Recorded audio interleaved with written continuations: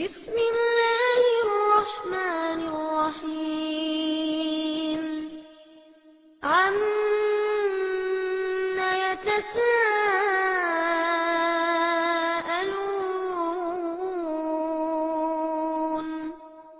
عن النبأ العظيم الذي هم فيه مختلفون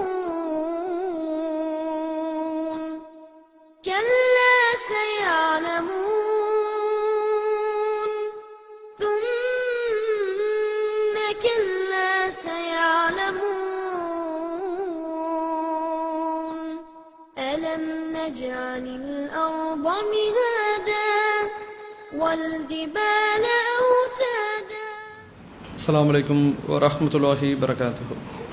கண்ணியத்திற்கும் பெருமதிப்பிற்கும் உரிய எல்லாம் வல்ல அல்லாஹ் ஜல்லஷானு தஆலா நல்லடியார்களே, கடந்த சில நாட்களுக்கு முன்பாக தமிழகத்தில் கொட்டி தீர்த்த மழை, அதனால் ஏற்பட்ட மிகப்பெரிய வெள்ள பாதிப்புகள், அந்த பாதிப்புகளிலே மக்கள் மிகப்பெரிய அளவிலே துன்பங்களுக்கு ஆளாகி ஒரு நூற்றாண்டு காலத்திற்கு பின் பெய்த மழையாக இருப்பதின் காரணமாக வரலாற்றில் இதுபோன்ற ஒரு மழையை சென்னையும் சென்னை சுற்றி இருக்கக்கூடிய மாவட்டங்களும் பார்த்தது இல்லை என்று சொல்லும் அளவிற்கு மிகப்பெரிய ஒரு பாதிப்பு தமிழகத்திலே ஏற்பட்டிருந்த வேளையிலே அந்த பாதிப்புகளிலே சிக்கியிருந்த மக்களை மீட்டெடுப்பதற்காக மிகப்பெரிய அளவிலான மீட்பு பணிகள் நடைபெற்றது. இந்த வெள்ள பாதிப்புக்கு பல உயிர்கள் இறந்திருக்கின்றன. பலரும் தங்களுடைய வீடு வாசல்களை இழந்திருக்கிறார்கள். மிகப்பெரிய ஒரு பாதிப்பு. மீண்டும் தங்களுடைய வீடுகளுக்கு திரும்ப முடியாத அளவிற்கு மழை நின்ற பிறகும், இத்தனை நாட்கள் ஆன பிறகும் கூட அந்த பாதிப்புகளிலிருந்து மக்கள் மீள முடியாத ஒரு நிலை இருந்து கொண்டிருக்கிறது. பாதிப்புகள் ஏற்பட்ட உடனேயே வெள்ளத்தால் சென்னையும் சென்னை சுற்றி இருக்கக்கூடிய மாவட்டங்களும் மிகப்பெரிய பாதிப்புகளை சந்திக்கிற பொழுது மக்கள் அதனால் உணவின்றி, பிழைப்பதற்கு வழியின்றி உயிர்கள் ஊசலாடி கொண்டிருக்கக்கூடிய வேளையிலே நாம் அத்துணை பேரும் சேர்ந்து பாதிக்கப்பட்ட மக்களை மீட்டெடுப்பதற்காக மிகப்பெரிய அளவிலே களத்திலே நாம் இறங்கினோம். நாம் என்று சொன்னால் நம்முடைய ஜமாத்தை மாத்திரமல்ல, நம்முடைய ஜமாத் இதிலே மிகப்பெரிய அளவிலே பங்காற்றியது என்று சொன்னாலும் எல்லா மக்களும் தத்தமது சக்திக்கு ஏற்ப இந்த பணிகளிலே நம்மை நாம் ஈடுபடுத்திக் கொள்ள வேண்டும். கண்களுக்கு முன்னால் நம்முடைய மனித குலம் பாதிக்கப்படுகிற பொழுது யாரோ எவரோ நாம் மீட்டெடுத்தவர்களெல்லாம் நம்முடைய உறவினர்களோ சொந்தக்காரங்களோ குடும்பத்தார்களோ என்று சொல்லிட முடியாது. பாதிக்கப்பட்ட மக்கள் யாராக இருந்தாலும் சரி, நம்மால் முடிந்த உதவிகளை செய்ய வேண்டும் என்பதற்காக, உதவிக்கரம் நீட்டுவதற்காக அத்துணை மக்களும் தங்களால் முடிந்த உதவிகளையும் ஒத்துழைப்புகளையும் செய்ததை நம்மால் பார்க்க முடிந்தது. என்ன நம்முடைய எண்ணம் என்று சொன்னால், அவன் பட்டிருக்கக்கூடிய அந்த பாதிப்பிலிருந்து எப்படியாவது மீட்டெடுக்க வேண்டும், ஏதேனும் ஒரு நிவாரணம் அவர்களுக்கு கிடைக்க வேண்டும். அவர்களை இடமாற்றம் செய்வதாக இருந்தாலும், உணவு கொடுத்து பசியாற்றுவதாக இருந்தாலும், பாதுகாப்பான இடத்தில் அவர்களை தங்க வைப்பதாக இருந்தாலும், மக்கள் மீட்டெடுக்கப்பட வேண்டும் என்கிற ஒரே ஒரு எண்ணம் மட்டும்தான் நம்மிடத்தில் இருந்தது. இந்த நேரத்தில் நாம் சிந்திக்க வேண்டிய விஷயம் என்னவென்றால், இது போன்ற ஒரு பேரிடர் ஏற்படவில்லை, பெரிய ஒரு மழை வெள்ளம் ஏற்படவில்லை, அல்லது இது போன்ற இயற்கை சீற்றங்கள் அவ்வப்பொழுது மனிதர்களுக்கு மிகப்பெரிய பாதிப்புகளை ஏற்படுத்துகிறது. அது போன்ற பாதிப்புகள் ஏற்படுகின்ற காலத்தில் எல்லாம் நாம் இது போன்ற உதவிகளை செய்யக்கூடியவர்களாகவும் இருக்கிறோம். ஒருவேளை இது போன்ற எந்த விதமான இயற்கை சீற்றங்களும் பேரிடர்களும் ஏற்படவில்லை என்று சொன்னால் மனிதன் இந்த உலகிலே நிலையாக அப்படியே வாழ்ந்துவிட போகிறானா? இந்த உலகிலே மனிதர்களுக்கு நிலையான வாழ்க்கை கொடுக்கப்பட்டிருக்கிறதா? நமக்கே நல்லா தெரியுது, அப்படியெல்லாம் இல்லை, எல்லாம் ஒரு சொற்பமான ஒரு காலகட்டம் தான். சரி, மக்களை பாஞ்சி அதில் குதித்து அந்த மக்களை எல்லாம் மீட்டெடுத்து வந்து விட்டோம். இஸ்லாமியர்களாக இருக்கக்கூடிய நாம் இந்த கடமையை செய்ததனுடைய காரணம், நமக்கு இஸ்லாம் இதை கடமையாக சுமத்தி இருக்கிறது. நம் கண்களுக்கு முன்னால் மனிதர்கள் பாதிக்கப்படுகின்ற பொழுது ஒரு இஸ்லாமியன், இறை நம்பிக்கையாளன் பார்த்து, வேடிக்கை பார்த்து சும்மா சென்று விடக்கூடாது. உங்களால் முடிந்த உதவிகளை செய்ய வேண்டும் என்று இஸ்லாம் கட்டளையிட்டு இருக்கக்கூடிய காரணத்தினால் இந்த பணியிலே நாம் குதித்து மக்களை எல்லாம் மீட்டெடுத்துட்டோம். நம்மை போன்று பலரும் இது போன்ற காரியங்களில் ஈடுபட்டார்கள். இப்ப மீட்டெடுத்து மக்களை பாதுகாப்பாக கொண்டு வந்து சேர்த்து விட்டோம். மழை நின்று விட்டது. இயற்கை பழைய நிலைக்கு, சகஜ நிலைக்கு மீண்டும் திரும்பிக் கொண்டிருக்கிறது. இப்ப யாரையெல்லாம் மீட்டெடுத்தோமோ, மீட்டெடுக்கப்பட்டவர்கள் எல்லாம் இந்த உலகிலே நித்திய ஜீவன்களாக வாழ்ந்துவிட போகிறார்களா? எல்லாரையும் காப்பாற்றிட்டு வந்துட்டோம், இனிமேல்ட்டு இவர்களுக்கு இந்த உலகத்தில் எந்த விதமான பாதிப்பும் வரப்போறதில்ல. எத்தனை உயிர்களை நாம் காப்பாற்றினோமோ காப்பாற்றப்பட்டவர்களுக்கெல்லாம் இனிமேல் இந்த உலகத்தில் நிலையான வாழ்க்கை கிடைக்க போகிறது, அப்படி அர்த்தமா? எதற்காக நாம் காப்பாற்றுகிறோம்? நாம் என்ன எண்ணத்தில் அதை காப்பாற்றுகிறோம்? நாம் காப்பாற்றி மீட்டெடுத்தாலும் சரி, ஒரு நாள் இருக்கிறது.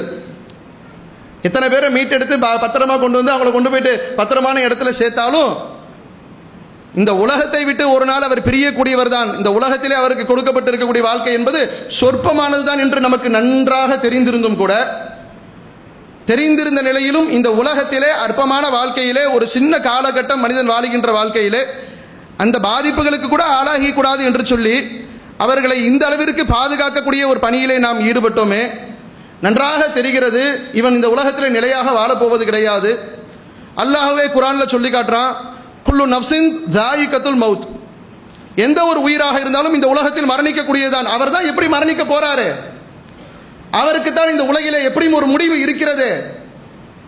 என்ன பாதுகாத்தாலும் இந்த உலகிலே ஒரு முடிவு இருந்த போதும் கூட நம்முடைய உள்ளங்கள் நமக்கு என்ன சொல்லுகிறது என்றால், எப்படியாவது அவனை காப்பாற்றிட்டு வந்துட மாட்டோமா?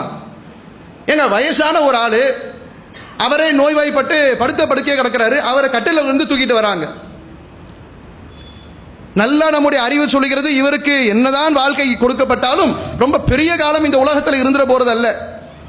ஆனாலும் அவரையும் கொண்டு வந்து நீ வாழுகிற சில நாள், அந்த சில நாள் கூட இந்த பேரிடரால் நீ மாட்டிவிடக் கூடாது என்று சொல்லி நமக்கு காப்பாற்றக்கூடிய எண்ணம் இருக்கிற பொழுது, ஒரு இறை நம்பிக்கையாளர், ஒரு முஸ்லீம் இந்த உலகத்தில் ஒரு மனிதன் பாதிக்கப்படுகின்ற பொழுது இந்த அளவுக்கு துடிக்கிறோமே, நிவாரண பணியில ஈடுபடுகிறோமே, மனிதனை பாதுகாக்க வேண்டும் என்று பதப்பதப்பில் நாம் ஆளாகிறோமே, இதைவிட நிலையான ஒரு வாழ்க்கையை எல்லா மனிதர்களும் சந்திக்க இருக்கிறார்களே.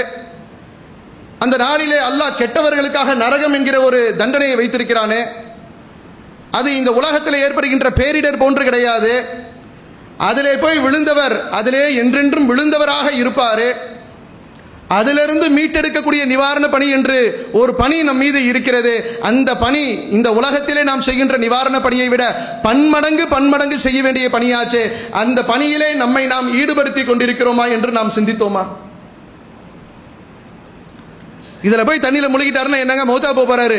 முழுகாவிட்டாலும் இன்னொரு நாள் மௌத்தா போறாரு. என்ன அப்படியே இருந்துட போறாரா? இல்ல. ஆனால் அங்க போய் விழுகிறாருன்னு வச்சுக்கங்க, எந்த காரியத்தை அல்லாஹ் செய்யக்கூடாது என்று தடுத்திருக்கிறானோ, எந்த காரியங்கள் நரகத்திலே போய் விழச் செய்யும் என்று அல்லாஹும் தூதரும் சொல்லுகிறார்களோ, அதை ஒருவர் செய்துவிட்டார், செய்து கொண்டிருக்கிறார், கண்களுக்கு முன்னாடி தெரியுது. இவர் எங்க போய் விழ போறாரோ, விழுகிற இடம் எப்படிப்பட்ட இடமாக இருக்கும்? நீங்கள் எல்லாம் குழுக்களாக சென்று டிஷர்ட்டை போட்டுக்கிட்டு நரகத்தில் போய் விழக்கூடியவர்களை அங்க போய் விழும்போது கையை பிடிச்சி தூக்கி விடுற இடமா அது? களத்தில் போய் நிக்கிற இடமா அது?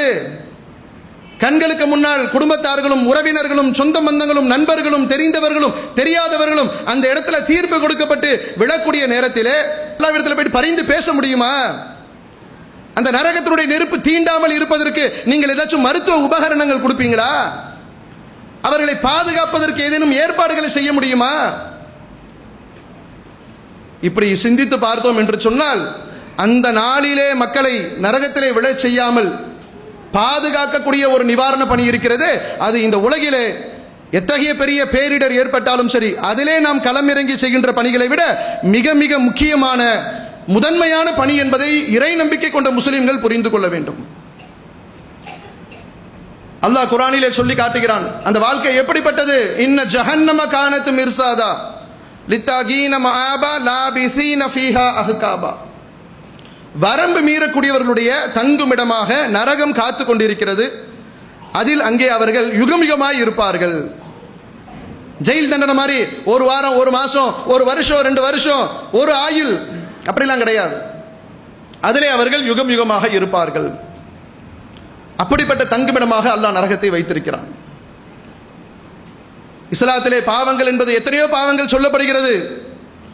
எந்த ஒரு பாவம் அல்லாஹும் தூதரும் சொல்லிவிட்டால் ஒரு முஸ்லிம் இறை நம்பிக்கையாளர் அதிலிருந்து விலகி கொள்ள வேண்டும். அந்த காரியத்தை இன்னொருவர் செய்யக்கூடிய நேரத்தில் அவரை தடுக்க வேண்டும். அதுதான் மீட்பு பணி.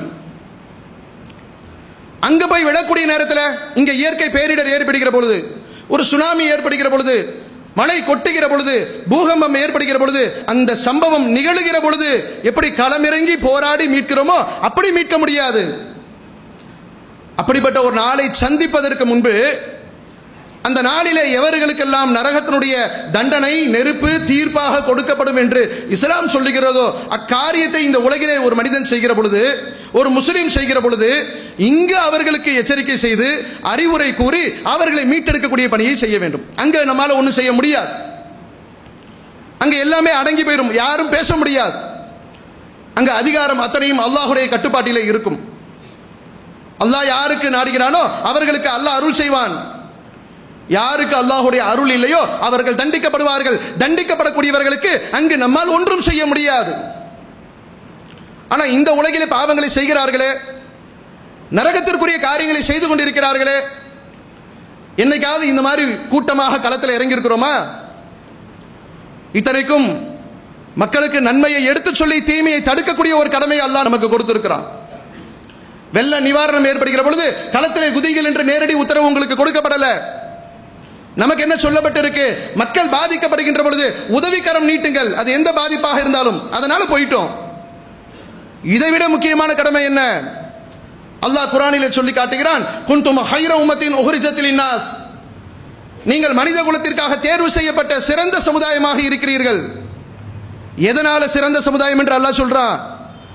இந்த உலகத்திலே சின்ன பாதிப்பு, சின்ன ஒரு வாழ்க்கை, சின்ன ஒரு காலகட்டம், இந்த காலகட்டத்திலே ஒரு சின்ன பாதிப்பை மனிதன் படுகிற பொழுது இதுல இவ்வளவு கூட்டமாக களத்தில் இறங்குறோம். அல்லாஹ் சொல்லி காட்டுறான், தஅமுருன பில் மஅரூஃப் வ தன்ஹவுன அனில் முன்கர் வ துமினூன பில்லாஹ். நன்மையை மக்களுக்கு எடுத்து சொல்றீங்க, இஸ்லாம் சொல்லுகிற நன்மையை எடுத்து சொல்றோம். அல்லாஹ் குர்ஆன்ல இப்படி சொல்றான் அப்படின்னு எடுத்து சொல்றோம். அல்லாஹ்வுடைய தூதர் அவர்கள் இப்படித்தான் வாழ வேண்டும் என்று நன்மையை சொல்லி இருக்கிறாங்க. அந்த நன்மைகளை மக்களுக்கு எடுத்து சொல்றோம். இதனால நம்ம சிறந்த சமுதாயம். அதே போன்று தீமைகளை விட்டு மக்களை தடுக்கிறோம். அல்லாஹ்வை நம்புகிறோம். இந்த பணி செய்வதின் காரணமாக சிறந்த உம்மத் என்று அல்லாஹ் சொல்லுகிற பொழுது இந்த மீட்பு பணியிலே நம்மை நாம் அதிகம் ஈடுபடுத்திக் கொள்ள வேண்டுமா இல்லையா?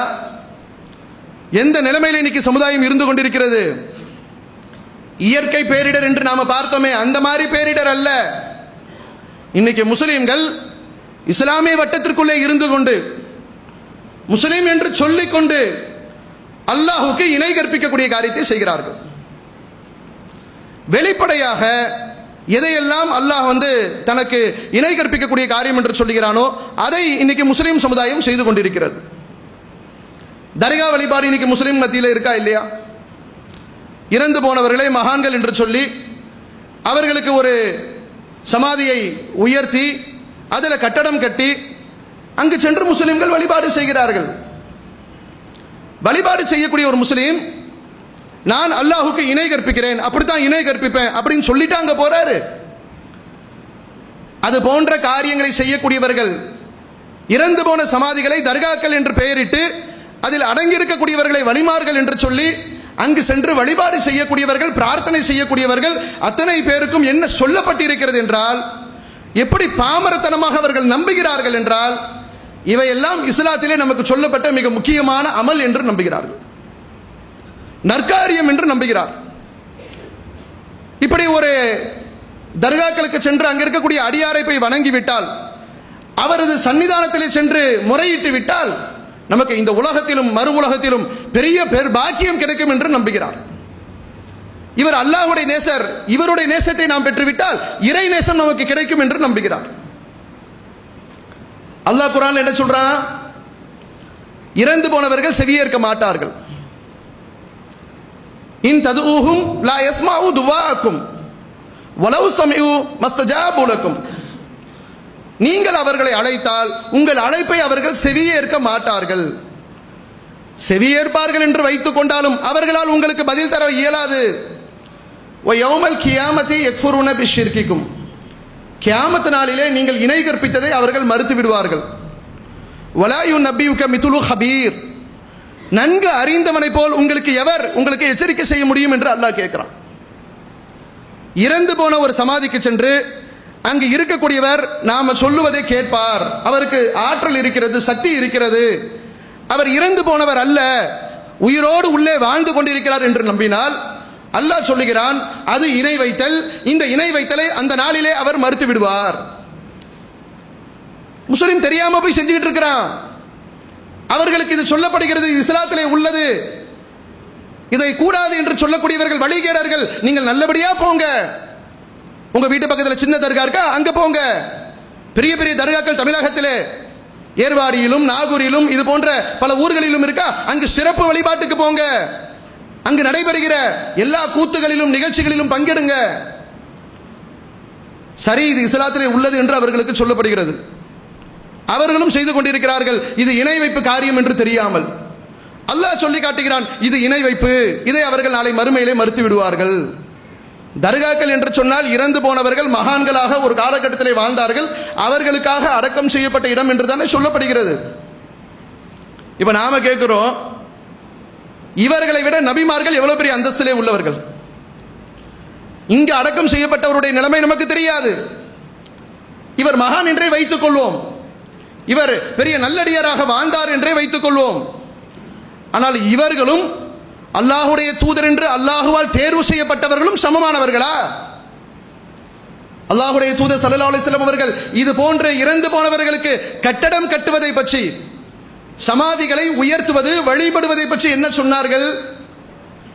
லானல்லாஹு யஹூத வன் நஸாரா இத்தஹது குபூரி அன்பியாயி மசாஜித். அல்லாஹ் யஹூதிகளையும் நசாராக்களையும் யூத கிறிஸ்தவர்களை நாசமாக்குவானாக சபிக்கிறாங்க ரசூலுல்லாஹ். சாபத்திற்காக துவா செய்றாங்க. அந்த இரண்டு சமூகங்களையும் அல்லாஹ் நாசமாக்கட்டும். எதற்காக? அவர்கள் தங்களது அன்பியாக்கள் நபிமார்களுடைய அடக்கத்தலங்களை வழக்கத்தலங்களாக ஆக்கி கொண்டார்கள். அப்ப நபியினுடைய அடக்கத்தலம் வழிபாட்டு தலமாக மாற்றப்பட்டால் அவர்களுக்கு சாபம் ஏற்படும் என்று இறை தூதர் சொல்லுவார்களே. ஆனால் இன்னைக்கு நாம் ஒரு கட்டடத்தை கட்டி வைத்துக் கொண்டு அங்கு சிறப்பு வழிபாடுகளை செய்து கொண்டு ஊர்வலம் நடத்தி கொண்டு அதில் பக்தி பரவசத்தோடு ஒரு முஸ்லீம் பங்கேற்கிறார் என்று சொன்னால் இவருக்கு இறை தூதருடைய சாபம் இருக்குமா இருக்காதா? இதை யோசிக்க மாட்டாங்களா? இதை இன்னைக்கு நம்முடைய முஸ்லீம் சமுதாயம் செய்து கொண்டிருக்கிறது. நரகத்திற்கு தங்களை ஆளாக்கி கொண்டிருக்கிறார்கள். உயிரோடு உள்ளவர்களை வணங்குகிறார்கள். அல்லாஹ்வுடைய தூதர் அவர்கள் இறுதி தூதர். நபிமார்களிலே அவர்களைத்தான் அல்லாஹ் முத்திரை பதித்த நபியாக அனுப்பினார். எத்தனை சிறப்புகளை அல்லாஹ்வுடைய தூதர் அவர்களுக்கு அல்லாஹ் கொடுத்திருக்கிறார். இறை தூதருடைய நிகருக்கு மனிதர்களில் எவரையாவது சொல்ல முடியுமா? அந்த தூதர் சொன்னார்கள், என் காலில் விழக்கூடாது என்று சொன்னார்கள். மனிதனுக்கு சுஜூது செய்யக்கூடாது, வழிபடக்கூடாது. மனிதன் எல்லா நிலைகளிலும் மனிதனாகத்தான் இருக்கிறான். ரசூலுல்லாஹ் வெளிப்படையாகவே சொன்னாங்க. அந்த மக்கள் ஏற்க மறுத்த மக்கள், இந்த மக்கத்து காஃபிர்கள், மதீனாவிலே வேதம் கொடுக்கப்பட்ட மக்கள் இறை தூதர் அவர்களை பல்வேறு விதமான நோவினை செய்த போதும் கூட, உங்களை தூதர் நீங்க சொல்றீங்க, நாங்க எப்படி நம்புறது? நம்ப மாட்டோம். தூதரா இருந்தா மேல போயிட்டு கிதாபோட கீழே வாங்க, தங்க புதையலை எங்களுக்கு எடுத்து காட்டுங்க. அதுனா அல்லாஹ் உங்களை அனுப்பியிருக்கிறான். ஒரு மலக்க வானவர் அனுப்ப மாட்டானா? அவர்கள் வானவர்களை நம்பினார்கள். மனிதனை தூதராக அல்லாஹ் அனுப்புகிற பொழுது ஏற்க மறுத்தார்கள். அல்லாஹ்வுடைய தூதர் அவர்கள் அவர்களோடு வாழ்ந்த மனிதர், ஏற்க மறுத்தார்கள். மலக்குமார்களை அனுப்ப மாட்டானா?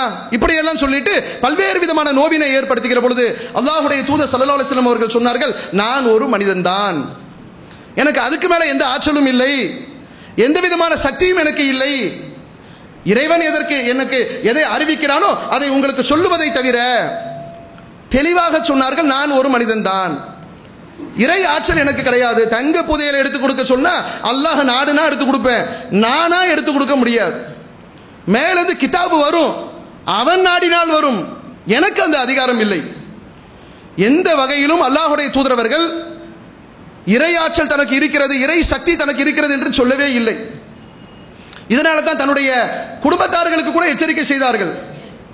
ஒரு சந்தர்ப்பத்தில் ஃபாத்திமா ரலியல்லாஹு அன்ஹா அவர்களிடத்தில் சொல்றாங்க, ஃபாத்திமாவே, இந்த உலகத்தில் என்னிடத்தில் எந்த செல்வத்தை வேணா கேளு, கொடுத்துடுறேன். மகள் என்கிற அடிப்படையில், தகப்பன் என்கிற அடிப்படையில், நான் உன்னை அதிகம் அதிகம் நேசிக்கிறேன் என்கிற அடிப்படையில் இந்த உலகத்தில் என்னிடத்தில் உதவி கேட்டால் நான் செய்து விடுவேன். அந்த நாளிலே, தீர்ப்பு நாளிலே, அல்லாஹ்வுடைய அரசாட்சி அதிகாரம் கையில் இருக்கக்கூடிய அந்த நாளிலே எனக்கு உங்களுக்கு எதையும் செய்ய இயலாது. அல்லாஹ்வுடைய தூதர் கையை விரித்தார்கள், எனக்கு ஒன்றும் செய்ய முடியாது. லில்லாஹி முல்கு ஸமாவாதி வல் அர்ல், வானங்கள் மற்றும் பூமியினுடைய ஆட்சி அவனுடைய அதிகாரத்திலே இருக்கிறது. தனக்கு எதுவும் செய்ய இயலாது என்று சொன்னார்கள். இன்னைக்கு உயிரோடு வாழக்கூடிய மனிதர்களை மகான்கள் என்று போற்றிக் கொண்டு, அவர்களுக்கு இறை சக்தி இருப்பதாக நினைத்து கொண்டு, மனிதர்களை கடவுளாக்கக்கூடிய அத்வைத கொள்கையை இன்று முஸ்லிம்கள் கடைபிடித்துக் கொண்டிருக்கிறார்கள். கண்ணுக்கு முன்னாடி பார்த்து கொண்டிருக்கிறோம். இவர்கள் நாளை மறுமை நாளிலே என்ன நிலைமைக்கு ஆளாகுவார்கள். மௌலிது பாடல்கள் ரபியுல் அவ்வல் மாதம் ஒவ்வொரு பகுதிகளிலும் பார்த்தோம் என்று சொன்னால் எந்த ஆண்டுகளை விட இந்த ஆண்டு களை கட்டுகிறது. நிகழ்ச்சி கோலாகலமாக நடத்துகிறார்கள். எங்க பார்த்தாலும் பேனரு, மீலாது விழா, உத்தம நபியினுடைய பிறந்த தின விழா, எங்க பார்த்தாலும் விளம்பரங்கள். மக்களை நரகத்திற்கு அவர்கள் அழைத்துக் கொண்டிருக்கிறார்கள். அவர்கள் அழைக்கக்கூடிய இடம் மிக மோசமான ஒரு இடம். பார்க்கிறோம், இது ஆபத்தான ஒரு அழைப்பு. இதிலே நாம் நிவாரணப்படி செய்தாக வேண்டும், மக்களை மீட்டெடுத்தாக வேண்டும் என்கிற துடிப்பு நமக்கு வரணும்ல. அழைக்கிறார்கள், மக்களும் செல்லுகிறார்கள். பெரிய அளவுக்கு தௌஹீத் எழுச்சி ஏற்பட்ட பிறகு இன்னைக்கு பெரிய மாற்றம் வந்து விட்டது. தர்காவுக்கு செல்லக்கூடிய மக்கள் குறைந்து விட்டார்கள், மௌலிது ஓதக்கூடியவர்கள் குறைந்து விட்டார்கள் என்று நாம் சொல்லுகிற இந்த வேளையிலே அவர்கள் மக்களை மீண்டும் வழிகேட்டிற்கு அழைத்துக் கொண்டிருக்கிறார்கள். ஒரு கூட்டம் அழைத்துக் கொண்டிருக்கிறது. என்ன பண்றாங்க? 12 நாள் உட்கார்ந்து பள்ளிவாசலிலே அல்லாஹ்வுடைய தூதர் அவர்களை அழைக்கிறார்கள், பாடல்கள் மூலமாக அழைக்கிறார்கள். எப்படிப்பட்ட அழைப்பு? அல்லாஹ்வுடைய தூதர் ஸல்லல்லாஹு அலைஹி வஸல்லம் அவர்களை அப்படியே அல்லாஹ்வோடு சமப்படுத்தக்கூடிய அழைப்பு. நீங்கள் தான் பாவங்களை மன்னிக்க வேண்டும், அந்த கஃபாருல் ஹதாயா, நீங்கள் தான் எங்களுடைய சிறு பெரு பாவங்களை மன்னிக்கணும், வறுமையை நீக்கணும், கஷ்டங்களை போக்கணும், எங்கள் பாவங்களை நீங்கள் தான் மன்னிக்க வேண்டும் என்று சொல்லி அல்லாஹ்வுடைய தூதரிடம் கையேந்தக்கூடிய காட்சிகள். படிக்கின்ற மௌலிது பாடல்களுக்கும் அல்லாஹ்வுடைய தூதருக்கும் என்ன தொடர்பு இருக்கிறது? இறை தூதர் அவர்கள் பாடி இருக்கிறார்களா? அவங்களுடைய கரங்களால் கட்டப்பட்ட பள்ளியிலே எல்லா சஹாபாக்களும் குழுமி இருக்கக்கூடிய நேரத்தில் மௌலிது பாடல்கள் படிக்கப்பட்டதா? இல்லையே. சஹாபாக்களுக்கு தெரியாது, இறை தூதருக்கு தெரியாது, அதற்கு பின் வந்த எந்த மக்களுக்கும் தெரியாது. இப்பொழுது உண்டாக்கி வைத்திருக்கக்கூடிய ஒரு புத்தகம் இவ்வளவு ஒரு பரிசுத்த புத்தகமாக, பரக்கத்து நிறைந்த ஒரு புத்தகமாக, அதில் இருக்கக்கூடிய வரிகள் எல்லாம் அரபியிலே ஓதக்கூடிய நேரத்தில் ஒரு மக்களுக்கும் தெரியாது. ராகம் போட்டு படித்து விட்டு செல்வார்கள். அத்தனையும் இணை வைப்பு வரிகள். ரசூலுல்லாவை கொண்டு போயிட்டு அல்லாஹ்வுடைய இடத்துல வைக்கக்கூடிய வரிகள். நல்லா தெரியுது, மௌலிது பாடல்கள் படிக்கின்ற பாடல்கள் நாளை மறுமையிலே நரகத்திலே கொண்டு போய் தள்ளும். எத்தனை பேர் இவர்களை நரகத்திலிருந்து மீட்டெடுப்பதற்கு தயாராக இருக்கிறோம்? அதே போன்று தட்டு, தாயத்து, தகடு, எந்த காரியத்தை எடுத்துக்கொள்ளுங்கள், எல்லாம் என்ன? ஒரு கயிறு மந்திரித்து கட்டிவிட்டேன் என்று சொன்னால் எனக்கு ஏற்படுகிற கெடுதலை தடுத்துவிடும். ஒரு தகடு வீட்டு வாசலிலும் கடைகளிலும் மாட்டிவிட்டோம் என்று சொன்னால் பரக்கத்து வந்து விழுந்துவிடும். அப்படித்தானே நம்புறோம். குர்ஆனிலே அல்லாஹ் சொல்லி காட்டுகிறான், குல்லை யுஸீபனா இல்லாமா கதபல்லாஹு லனா, ஒருபோதும் அல்லாஹ் விதித்ததை தவிர வேறு ஒன்றும் எங்களுக்கு ஏற்படாது. ஹுவ மௌலானா, அவன்தான் எங்கள் அதிபதி. அப்படிப்பட்ட அதிபதியினுடைய ஆற்றல் எப்படி இருக்கிறது? இறை நம்பிக்கை கொண்டவர்கள் அந்த அதிபதியை சார்ந்திருக்க வேண்டும் என்று அல்லாஹ் சொல்லி காட்டுகிறான். அவன் நாடியதை தவிர எங்களுக்கு எந்த நல்லது கெட்டதும் ஏற்படாது என்று அல்லாஹ் குர்ஆனிலே இவ்வளவு தெளிவாக சொல்லி இருக்கக்கூடிய வேளையிலே மந்திரித்து பார்க்கிறது, தகடு மீது நம்பிக்கை, தாயத்து மீது நம்பிக்கை, தட்டின் மீது நம்பிக்கை, ஒரு கூட்டமே அதன் மீது நம்பிக்கை வைத்துக் கொண்டு நாளை மறுமை நாளிலே நரகத்திலே விடுவதற்கு தயாராகி கொண்டிருக்கிறது. அல்லாஹ் குர்ஆனிலே சொல்லி காட்டுகிறான், நரகத்தினுடைய தங்குமிடம் எப்படிப்பட்டது என்று சொன்னால், நரகத்திலிருந்து சில பேர் மீளுவார்கள். சில பேருக்கு அல்லாஹ் தண்டனையை கொடுத்து நரகத்திலிருந்து போ சொர்க்கத்திற்கு அனுப்புவான். அவர்கள் செய்கின்ற பாவங்களுக்கு ஏற்ப. எல்லோருக்கும் ஒரே மாதிரி தண்டனை இருக்கும் என்று சொல்ல முடியாது. எல்லோருக்கும் சொர்க்கத்திலே ஒரே மாதிரியான படித்தரம் என்றும் சொல்ல முடியாது. அதில் ஏற்றத்தாழ்வுகள் உண்டு. நரகத்தை பொறுத்தவரையிலும் தண்டனையிலும் வேறுபாடு உண்டு. நரகத்திற்கு என்று தீர்ப்பளிக்கக்கூடியவர்களில் சில பேருக்கு அந்த தீர்ப்பு முடிந்த பிறகு அவன் செய்த தீமைக்கு ஏற்ப அவனுக்கு தண்டனை கொடுக்கப்பட்ட பிறகு போ சொர்க்கத்திற்கு என்று அல்லாஹ் மன்னித்து அனுப்புவான். அல்லாஹுக்கு இணை கற்பிக்கக்கூடிய பாவத்தை தவிர. குர்ஆனிலே அல்லாஹ் சொல்லி காட்டுகிறான், இன்னல்லாஹ லா யக்ஃபிரு அன் யுஷ்ரக பிஹி வ யக்ஃபிரு மா தூன தாலிக லிமன் யஷா. அல்லாஹ் தனக்கு இணை கற்பிக்கப்படுவதை ஒருபோதும் மன்னிக்க மாட்டான். அதற்கு கீழ்நிலையில் உள்ள பாவங்களை அல்லாஹ் நாடியவர்களுக்கு அல்லாஹ் மன்னிப்பான். வமை யுஷ்ரிக் பில்லாஹி ஃபகத் இஃப்தரா இஸ்மன் அலீம். அல்லாஹ்வுக்கு இணை கற்பித்தவர் பெரும் பாவத்தை அவர் கற்பனை செய்து விட்டார். அல்லாஹ்வுடைய பார்வையிலே பெரும் பாவம். அந்த பாவத்திற்கு விமோசனம் கிடையாது, மீளுதல் கிடையாது, அவர்களுக்கு நிவாரணம் கிடையாது. அதிலே அவர்கள் நிரந்தரமாக இருப்பார்கள். சூரத்துல் மாயிதாவுடைய 72வது வசனத்தில் அல்லாஹ் சொல்றான், இன்னஹு மை யுஷ்ரிக் பில்லாஹி ஃபகத் ஹர்ரமல்லாஹு அலைஹில் ஜன்னah. அல்லாஹ்வுக்கு இணை கற்பித்தவர்களுக்கு அல்லாஹ் சொர்க்கத்தை ஹராமாக்கி விட்டான். கண்களுக்கு முன்னாடி குடும்பத்தார் அந்த காரியத்தை செய்து கொண்டிருக்கிறார்கள். கண்களுக்கு முன்னாடி நம்முடைய சொந்த பந்தம் அந்த காரியத்தை செய்து கொண்டிருக்கிறது. தெரியாமல், அறியாமல், எந்த விதமான விவரமும் இல்லாமல் அவர்களுக்கு சொல்லிக் கொடுக்கப்பட்டது, இது எல்லாம் உங்களுக்கு ஆகுமானது, சரியானதுதான், இது எல்லாம் உங்களுக்கு பெரிய நன்மைகளை பெற்றுத்தரும் என்று சொல்லப்பட்டதினால், அது போன்ற மார்க்க அறிஞர்கள் என்கிற பெயரில் வரக்கூடியவர்கள் மக்களை வழிகெடுத்ததனுடைய காரணத்தினால் மக்கள் இது போன்ற காரியங்களிலே விழுந்து கொண்டிருக்கிறார்கள். அதிலே நிலையாக இருக்கிறார்கள். அவர்களை மீட்கக்கூடிய ஒரு பணி நம்மிடத்தில் இருக்கிறது. அல்லாஹ் குர்ஆனிலே சொல்லி காட்டுகிறான், நீங்கள் மட்டும் சொர்க்கத்திற்கு சென்றால் போதாது, கு அன்ஃபுஸக்கும் வ அஹ்லீக்கும் நாரா, உங்கள் குடும்பத்தாரை மீட்டெடுங்கள் என்று அல்லாஹ் சொல்லுகிறான். குடும்பத்தார்கள் மத்தியிலே இந்த காரியங்கள் இப்பொழுதும் இருந்து கொண்டிருக்கிறது. இன்னொரு வசனத்தில் அல்லாஹ் சொல்லுகிற பொழுது, வஅந்திர் அஷிரத்தக்கல் அக்ரபீன், உங்களுடைய நெருங்கிய உறவினர்களுக்கு நீங்கள் அச்சமூட்டி எச்சரிக்கை செய்யுங்கள் என்று அல்லாஹ் சொல்லுகிறான். ஏன்? உறவுகளுக்கு சொல்ல வேண்டிய கடமை நமக்கு இருக்கு. அவர்களை மீட்கக்கூடிய மீட்பு பணி நமக்கு இருக்கிறது. நரகத்திலே அவர்கள் விழுந்து விடக் கூடாது. இப்பொழுதே அவர்களுக்கு எச்சரிக்கை செய்ய வேண்டும். அல்லாஹ் நாடினால் அவர்களுக்கு ஹிதாயத்து கிடைக்கும். அதே போன்று சமுதாயம் கண்களுக்கு முன்னால் இது போன்ற காரியங்களை, இணை வைப்பு காரியங்களை, அல்லாஹ்வுக்கு கடும் கோபத்தை ஏற்படுத்தக்கூடிய காரியத்தை செய்து கொண்டிருக்கிறது. நன்மை என்று செய்து கொண்டிருக்கிறார்கள். இவர்களை மீட்டெடுக்கக்கூடிய ஒரு பணி நம்மிடத்தில் இருக்கிறது. இந்த உலகத்தில் ஏற்படுகின்ற சிறு துன்பங்களோ பெரு துன்பங்களோ எந்த துன்பமாக இருந்தாலும் சரி, அந்த துன்பங்களுக்கெல்லாம் ஒரு காலம் இருக்கிறது. அந்த துன்பங்களுக்கெல்லாம் முடிவு கட்டுகிற ஒரு காலத்தை அல்லாஹ் தீர்மானித்து வைத்திருக்கிறான். மரணம் என்கிற ஒரு முடிவு இந்த உலகத்திலே நிச்சயமாக மனிதர்களுக்கு உண்டு. ஆனால் அந்த வாழ்க்கையிலே மனிதன் நஷ்டத்தை சந்திக்கக்கூடிய நேரத்தில், அல்லாஹ்வுடைய கோபத்திற்கு ஆளாகி நரகம் என்று தீர்ப்பளிக்கக்கூடிய வேளையிலே, அந்த நாளிலே விழுந்தவர்கள், அதிலும் இணை வைப்பு காரியத்தை செய்து நரகத்திலே விழுந்தவர்களுக்கு எந்த விதமான மீளுதலும் இல்லை. மீட்பு பணியிலேயே மிகச் சிறந்த ஒரு பணியாக இணை வைப்பு காரியங்களும் இன்ன பிற பாவங்களையும் செய்யக்கூடிய மக்களை நாளை மறுமையிலே நரகத்தில் இருந்து அவர்களை தடுக்கக்கூடிய அந்த நாளில் நம்மால் தடுத்து நிப்பாட்ட முடியாது. இந்த உலகிலே அவர்களுக்கு செய்ய வேண்டிய எச்சரிக்கைகளை அதிகமாக செய்து மிகப்பெரிய ஒரு மீட்பு பணியை இந்த சமுதாயத்திலே செய்ய வேண்டிய பொறுப்பு நமக்கு இருக்கிறது. அதை உணர்ந்து செயல்படுகின்ற நன்மக்களாக அல்லாஹ் நம் அனைவரையும் ஆக்கி அருள் புரிய வேண்டும் என்று கேட்டு எனது முதல் உரையை நிறைவு செய்கிறேன். அல்ஹம்துலில்லாஹி ரப்பில் ஆலமீன். அன்பார்ந்த சகோதர சகோதரிகளே, இந்த நாட்டிலே முஸ்லிம்களுக்கு எதிராக, முஸ்லிம்களுடைய உரிமைகளை பறிக்கும் விதமாக பல்வேறு சம்பவங்கள் தொடர்ச்சியாக கடந்த ஆட்சி காலத்திலும் சரி, இப்பொழுது பாஜக பொறுப்பேற்றிருக்கக்கூடிய இந்த ஆட்சி காலத்திலும் சரி அதிகமாக நடைபெற்று வருவதை பார்க்கிறோம். நமக்கு தோழன், நம்மை பாதுகாக்கக்கூடியவர்கள் என்று சொல்லக்கூடிய அந்த ஆட்சி காலத்திலே நமக்கு அவ்வளவு பெரிய துரோகங்கள் நடைபெறும் என்றால், இன்று வெளிப்படையாக முஸ்லிம்களுக்கு நாங்கள் எதிரிகள் என்று பிரகடனம் செய்துவிட்டு ஆட்சி செய்யக்கூடியவருடைய காலகட்டத்தில் எந்த அளவிற்கு நமக்கு சோதனைகளும் துன்பங்களும் இருக்கும் என்பதை சொல்லி புரிய வைக்க வேண்டிய அவசியம் இல்லை.